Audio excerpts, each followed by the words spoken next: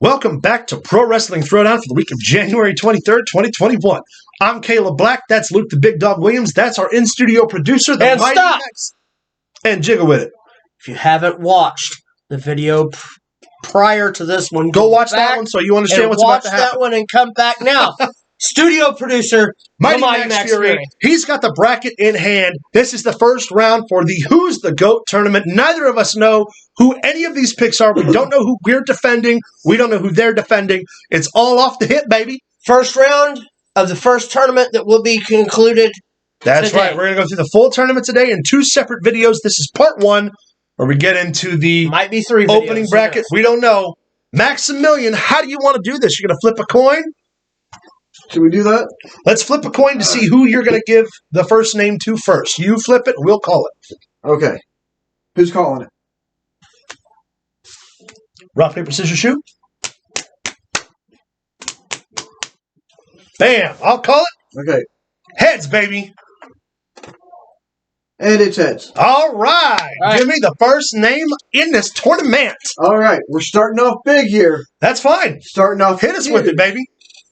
All right. You get The Rock.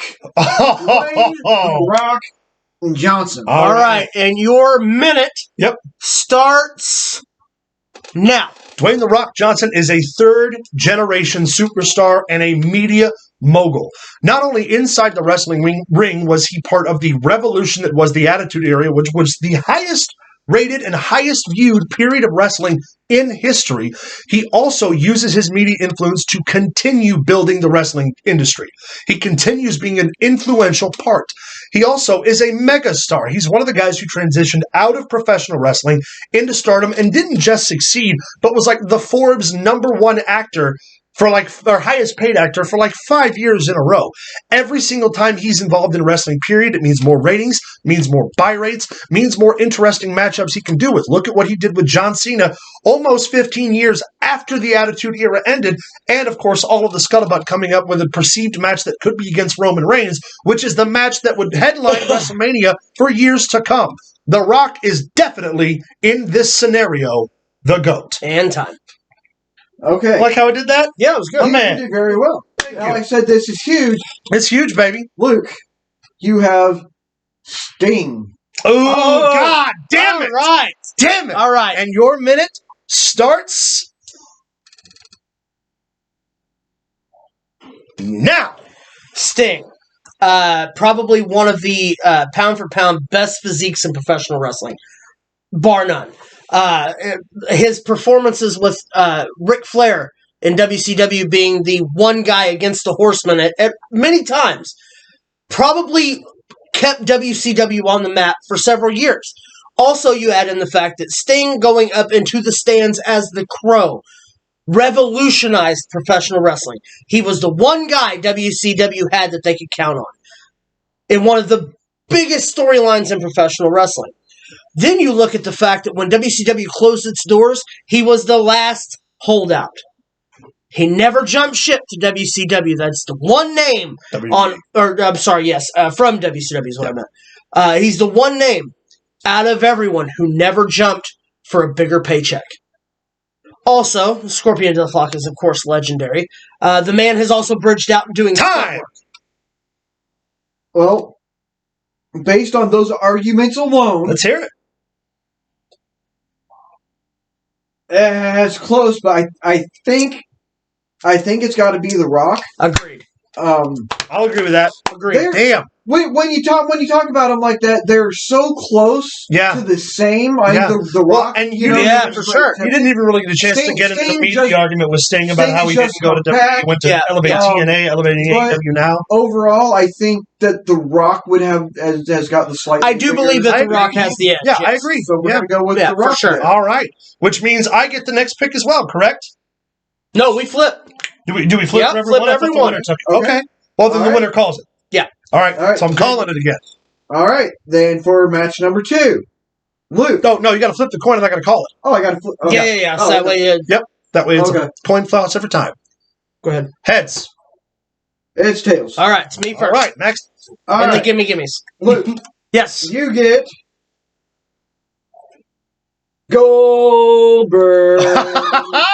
All right. And your minute starts now. Goldberg.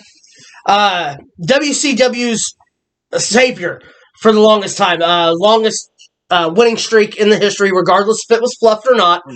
Was one of the biggest names ever come from the NFL to make a career solely on the fact that he come out, he didn't need any gimmicks, he didn't need anything. He would come out in black trunks, solid black on black, didn't need no frills. Of course, you know, the fireworks are legendary.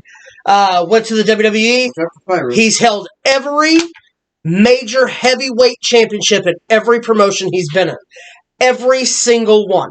He was the first person to topple Hollywood Hogan clean on Nitro. He was the first person ever to be the United States and WCW champion simultaneously. It's Bill Goldberg. What can you say? The man is still working today in high-level matches, and he has the opportunity to be champion in just a few short days. Time. Damn good argument for Bill Goldberg. Very good. Yeah, no, Damn good argument. And I find it very... I know. But no, I'm I find impressed. a couple of those things pretty interesting because, Caleb, you have none other than Hollywood Hulk Hogan. Oh, shit. All right, baby. All right, and your 60 seconds starts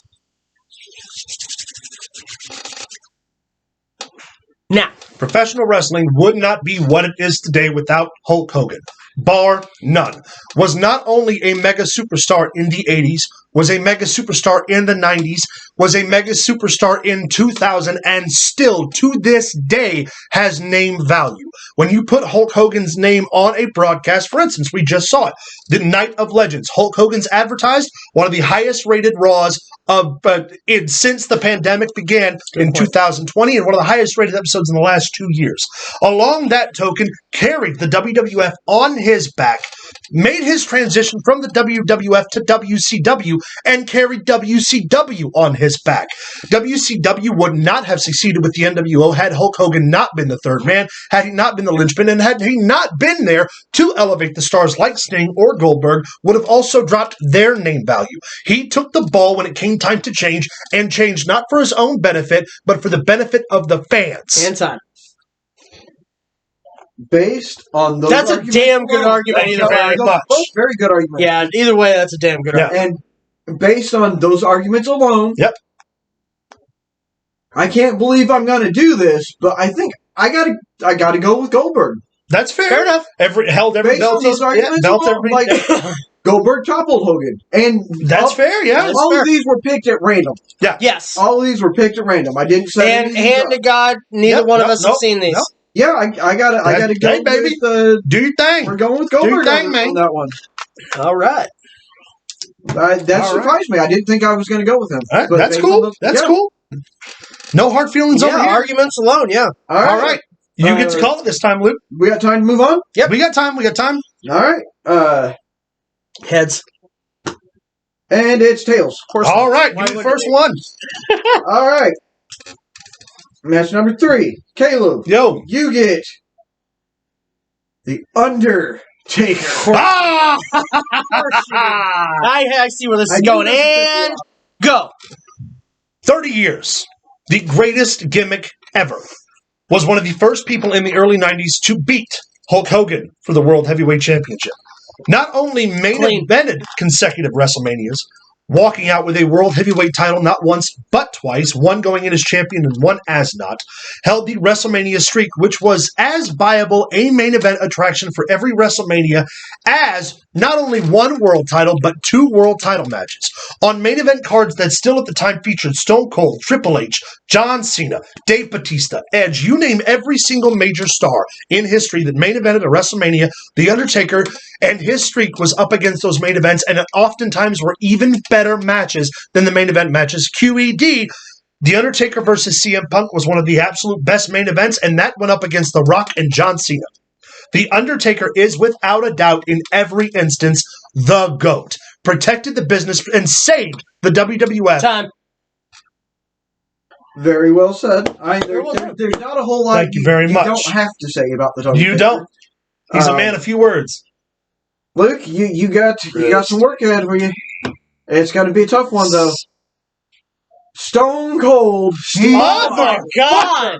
All I right. know, I didn't And want these your- put up together, but it's just the way it worked Here we out. go. Your minute starts now. Stone Cold Steve Austin, probably one of the biggest names in professional wrestling history. If not the WCW younger career, was television champion, United States champion. Probably one of the best tag teams in WCW at the time with him and Brian Pillman. Agreed. He comes over to the WWE after being fired by FedEx, puts his name on the line. People get behind him because he's one of those guys. He was the everyman. Who didn't want to kick their boss's ass? Let's be real here. Stone Cold Steve Austin, probably the highest drawing superstar of all time. Agreed. Also, the record alone in his runs as heavyweight champion were legendary. Mm-hmm. Yeah. He did not lose. Stone Cold I don't Steve disagree. Austin did not lose. He was a big match player, and as far as I'm concerned, could still go today, even in the shape that he's in. Stone Cold Steve Austin, it's hard to argue against. Like I said, I've probably still got time. But, what is there to say? He's Stone Cold. Damn. Seriously. Damn. What is there to say? That's a damn good lineup, Max. That's a damn good lineup. Well, I'm scared of the next match. Based on those arguments alone. Yeah. And they're pretty close. They're pretty fair. Yeah. Again, I hate to do it, but I think I got to go with Stone Cold. No, there's no argument. There is no argument there. I really do. If Stone Cold could have been up against anybody else, it would have been the same thing. Yeah, probably. Quintessential star of the Attitude Era, the most notable member of the Attitude. Yeah. Well done. Yeah, that very well done. We're gonna go ahead. We got time. We got time to fill. We got time for one more. All right, we got time for the first round. Yeah. To end the Finish first off round. First round here. Flip it. It's your call. It's You your won. call. I called last. You won. Oh, heads. Tails. All right, give it to I me. lost last. All right. No, you won. You got Stone Oh, I Cold. won the match. JB, start us out with Finn Balor. And go. Okay, Finn Balor is the current NXT World Champion. Made his transition from NJPW, where he was the leader of the Bullet Club initially. The first major international superstar to highlight European wrestling from the sides of Ireland and Scotland, which means without him, there is no success for guys like Sheamus or Drew McIntyre. One of the first guys to draw money outside of the WWE in a large scale that wasn't initially a homegrown Japanese talent or a transplant from WCW in the territory days. Established NJPW with the Bullet Club, allowing their business to skyrocket into the factions we now know as the Elite, which is also directly responsible for AEW. Finn Balor is responsible for all of the rating success that NXT sees because he's the only guy who took a downgrade from the main roster to go to elevate the other show. He has elevated every single program he's been on and drawn money for every single program he's been on. Not to mention, no, I didn't start till 08. I've still got 5 seconds. Not to mention, has held the championship on every single program, including being the initial Universal Champion. You cut me off 10 seconds early. You I prick. thought it was. I had that wrong. No, you're good. You're good. All right, Luke. Rey Mysterio. Ooh, Okay. good one. And your time starts. Now. One of the youngest professional wrestlers of all time when he started. Lineage, family-wise, he's basically royalty in Mexico. Was the first man of his size to be considered a world heavyweight contender. Littlest man to win the Royal Rumble from beginning to end, drawing number 2. He's been heavy. He won the heavyweight championship in a triple threat against Kurt Angle and Randy Orton at WrestleMania, and the biggest showcases it could possibly be. You want to go cruiserweights? There's not a better match. I defy me that you can find a better match than Eddie Guerrero versus Rey Mysterio at Halloween Havoc of 98? No. Yeah, 98. There isn't one. That match went up against everything on that card and killed it. Why? Because Rey Mysterio is a consummate professional and one of the best high flyers in professional wrestling history. Rey Mysterio. I mean, what can you say? What I got? Time. There we go. Again, pretty both compelling arguments. Based on the arguments alone, I got to go with Rey Mysterio. That's fair. All right, give us a send off here. All right, guys. We're going to come up with round 2 of the tournament coming up here. Like, subscribe, find us on Facebook, facebook.com/Pro Wrestling Throwdown. Email us, prowrestlingthrowdown@gmail.com. Find us on Twitter at Pro Wrestling TD. Stay tuned. Part 2 of this tournament coming to an end right now.